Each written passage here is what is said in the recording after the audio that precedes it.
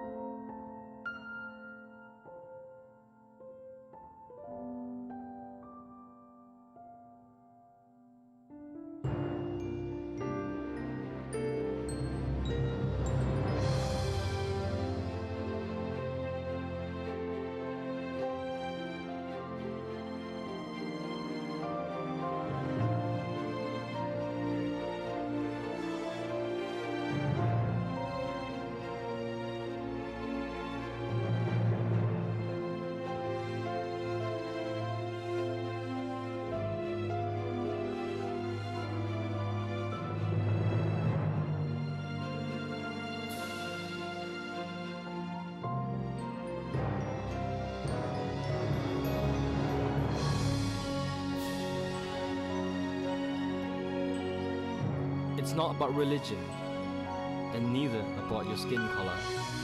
It's your actions that define who you are. It's your actions that speaks louder than words.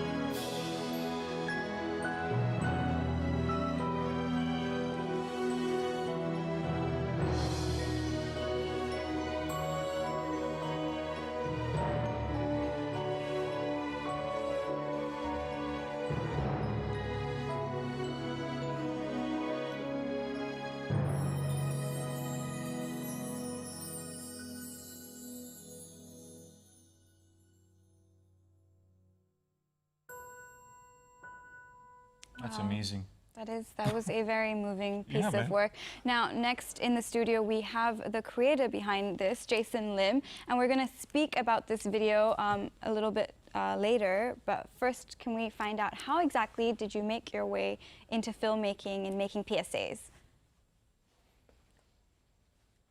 I got started in making PACs. Most of the time, whatever got me started has to be something that actually affects me personally. It either has to hit me real hard or something that has affected me personally. That's how I got started. My very first film I did was about Down syndrome. That's my very first film, and that's how I got started. Initially, when I got started in this industry, I was completely lost and completely unaware of what I could film and what I could do. You know, everyone could pick up a camera and call themselves a cameraman, or anyone can call themselves a director, whatever. But the thing about making films is I want to use films to evoke people into thinking how they can be a better person, or how they could transform society into a better thing, into a better society. The first film I did was, it's called I'm Not Stupid. Yeah. That film actually got me started without me even knowing what I was actually doing. And that time I was not even a director yet. I was actually saving up for a honeymoon to Japan. I was saving up all the money I had, and that's why I was eating in a fast food chain. And every time I go there, I ordered the exact same meal because it's only $4.95. Comes with a fizzy drink and comes with a meal, chicken and a lot of gravy. I was like, please tamba gravy. You can't add more chicken, could he? Just add more gravy so I could feel more full in the end. So I was actually traveling to Japan on Wednesday, and on Monday I was like, all right, let's have my final meal before I go to Japan and have my honeymoon over there. So the thing is, when I went to the fast food chain, this girl, she was new. She had symptoms of Down syndrome, and she was partially blind. And I just said, please, can I have the meal, please? So she turned around and she was, whoa. So she was literally stuttering. And of course, she's a handicap, and she was disabled physically. So her colleague turned around at her and started cursing at her and said, oh my goodness, why did the company even hire you? Why did the company hire such you? Why? And she was being just thrown vulgar words at her. And for me, at that moment, at that time, as a typical Malaysian, what I did was phenomenal. I just crossed my arms and said, oh, just hurry up. I'm just hungry, I just want my food. I don't care who you are, what you are. Just give me the food. I didn't care. I did not care. So when I got the food, I went back to my table and I took the first bite. Then the second bite. Upon the second bite, I literally chewed the spoon across the table. And I asked myself one simple question. I actually asked myself out loud. I said, Jason, what did my silence even condone to? What did the silence tell this girl? I mean, she's like that already, and she's disabled and she's blind, and she chooses to work in the front lines, facing us typical Malaysians, and we don't even care. We don't even care. I think that's the most important thing, isn't it, Jason? You said we don't care. I mean, we're speaking about caring. I mean, she's tearing up. I can promise you, everybody in the control room and my producers are crying after watching the video we just showed. I mean, what inspired you in terms of the movies and the films you've seen or maybe worked with? I mean, what hit your note in terms of, like, if you watched something in the past that, like, I need to do something like that? The thing that made me want to do something was, after the experience, when I didn't do anything, I said, I made a silly mistake of not doing anything for that poor girl. I'm not going to repeat the same silly mistake of not doing anything about it. So what I did was I took up my phone. I simply took up my phone and I said that, you know what the heck? I'm just going to call 5 random people. I scrolled my phone, stop, call. Scrolled the phone, stop. 5 people in random. The first one was a butcher. I called a butcher. The second one was an insurance agent, which I was trying to avoid all my life. And the third one was a pastor from a church. The third one was a school dropout. And the last one was, I don't even know the person's name. It was just a random number, which I failed. I said, all right, guys, this is Jason. Hi, how are you? I'm making a film, and I told them I'm going to reenact the whole situation about there's a Down syndrome individual, and there's going to be customers, there's going to be ignorant people, and we're going to document it, you see? So they said, Jason, I mean, number 1, you don't even have a script. Number 2, you don't even have the equipment. Number 3, you're flying off. You just told us you're flying off to Japan in 24 hours time. What are you gonna do? So I said, all right, I just said, okay, if I get everything done, are we on? Yeah. He's like, yeah. I think we're on. They expect me not to do anything. Yeah. So I withdraw all my honeymoon savings to Japan.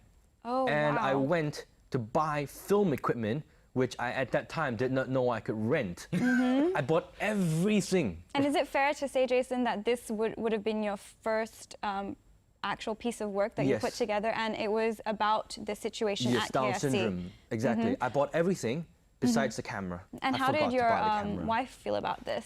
Really? Sorry? How did your wife feel about this? She didn't know anything about when I bought the equipment and blasted all the that money the honeymoon out. was I bought my equipment and I put it in a different room. I said, no, that room is really messy. Don't go in that room. And actually, that room was with rigs, cameras, sliders, dollies, everything.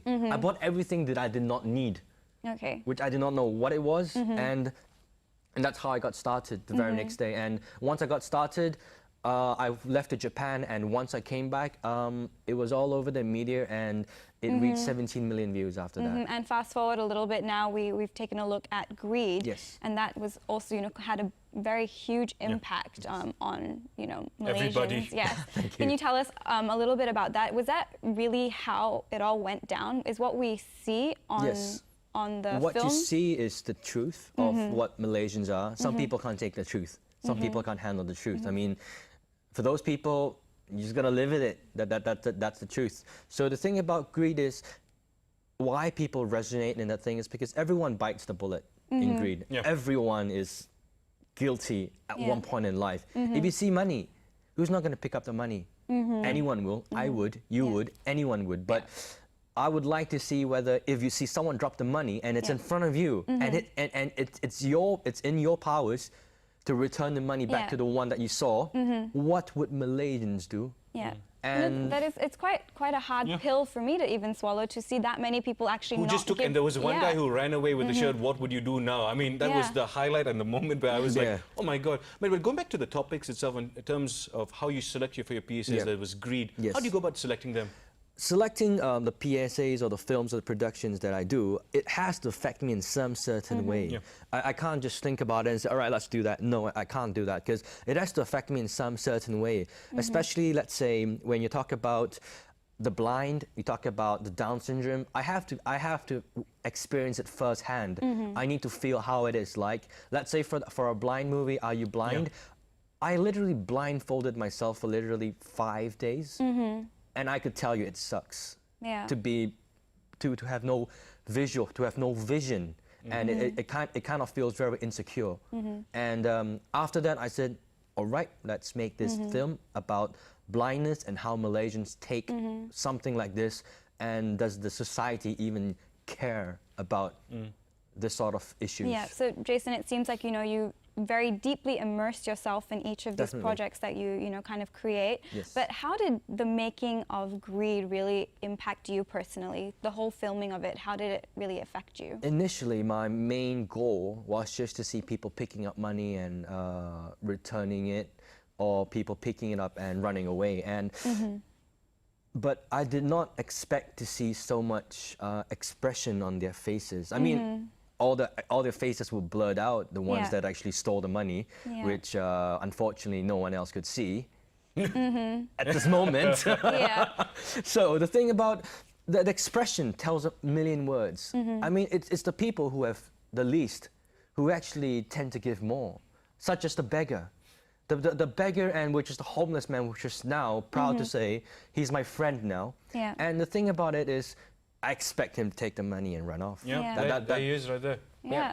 I expect him to take the money and run off. Did they know they were being filmed? I mean, No. did you approach anyone else once they were, done shooting? Did you go up to them and say you were recorded? Yeah, I tried to take back my money when they stole my money. Oh, Yeah, so they knew in the end. They knew Those that. were the people that I would try to approach. Because What come was on, a reaction to you when you said, "Oh, we just got you taking money"? I mean, they were, especially the first man that the first man that in the film that actually left off. I mean, his body was filled with tattoos, and he was holding a packet of rice, and he took the money and he just took off, and we were chasing him, and was, excuse me, sir, did you see the money? It's like, money? What money? No money. And he just put the money right in his pocket, and he just took off. Yeah. And those people were just, they knew that even if they ran half a football field away from where we are filming, we could still film the face really, really clearly. Yeah. So they know that the longer they stay there, the more footage I'm going to grab of him. Because the moment when we went up to the thief, there were 3 cameras right in front of their faces. Yeah. We're holding like 300 so there was lenses. really no escaping. But Jason, I'm just really curious to find out, statistically, was it really that many more people who took the money than the people who chose to give it back? Fortunately, which is it's an interesting thing, there were more people that gave the money back. Okay, that's what I was hoping for, to try and believe in the good I was expecting that there was going to be more people running away with the money, but when we finished watching the whole playback and all the films that we did, there were actually much more. I mean, statistically, there were 60 to 70% that decided to return the money. That's a relief for me to hear about our But society. moving forward, I mean, why is it so important to make things like greed with a message? Why is it so important for you as well? I make the message in a very serious manner because Malaysians don't take things too seriously in many aspects. I mean, they take everything as a joke, and they take everything not with. They should take everything with a pinch of salt, whatever they see in the media or whatever. But for me to come up with a film, and for me and my production crew to come up with such a film about greed, especially, it's such a sensitive topic. I think it's able, I would see it able to actually evoke people into thinking, you know, next time if they see someone drop money on the floor, they're like, you know, heck no, I'm not picking up that money. You know, even if that money drops, even though I had a friend, he came up to me and said, Jason, that day I dropped $50 on the floor. It's my money, but I was hesitating to pick it back up. Wow. I'm not sure if that money, Yeah, you're going to be judged. Yeah, I'm going to be judged. I'm not sure. So there are a lot of people and friends and that comes up to me and say, you know, Jason, thank you so much, because now if I see people drop money, it's either I'm going to pick it back up and return it back to him, or I'm just not going to do anything about it. So you have caused quite a big change. And Fortunately, we're really I looking have, forward in a to positive see way. a lot more from you. What Thank can you. we actually expect from you in 2016? What's in the pipelines? In 2016, there's going to be more films that actually evoke people into thinking about how the society can be much better in a positive way. Because films like Greed, there's going to affect a lot of people two different ways. There's going to be people that loves the film, people that hate the film. Such as the film Greed is a positive one, but some people, they take it negatively and say, Jason, you should return the money to the beggar. You should give him money. Why didn't you? You know, you're such a bad person. I mean, come on. The film isn't about the money. No, the film isn't about the beggar. The film is solely about Malaysians and about greed. It's about how greedy people can become. The film has nothing to do with the beggar. Going back to the beggar, giving him hundreds and hundreds of dollars would be off camera. Putting it on camera and showing how much money I give to the beggar doesn't make me a better person. Kind of distorting the message. It's distorting the message. It doesn't give me bragging rights. It doesn't give me the rights to brag and show off how much money and value I give to the beggar. It's a sense of satisfaction. I helped this homeless man. Now he's my friend. Amazing. End of story. It's about getting a message across. It's my getting a message across. And on that note, you know, what is a message you would love to share with the people of Malaysia right now? I would share a message to Malaysia: if you're not willing to light a candle in the dark, then don't complain about the darkness. That's deep, my friend. Wow. More importantly, did you take your wife on a honeymoon after the whole... Yes, I actually went to Japan after that, and I told her that I like to eat don. It's like rice and egg, and it's really cheap. And she asked me, why do you like to eat this so much? Technically, I was broke. Okay, but I said, oh, I love this type of food. It's delicious. But I was technically broke after buying all the... Wow. But more importantly, you're doing a good thing, my friend. And you're really trying to spread a good message. And I thank you for that. Yes, and thank you so much for your time today. Thank you very much. Thank you. Thank you. Thank you. All right, coming up next week on V-Buzz, Dr. Sharad Ratna will be back in our studio to talk about women's health, which is equally important. And we also find out more about managing football as a business with the Program Director of University Malaya's Professional Certificate in Football Management. Yes, keep writing to us. That's vbuzz@astro.com.my. Your feedback, your suggestions. And if you would like to be a part of the show, you can do that as well. You can also follow us on Instagram at vbuzz_HD and check out all our cool photos. Yeah, I don't have any cool photos. I'm just going to be honest. I'm Roshan. And I'm Shrita. Have a great night.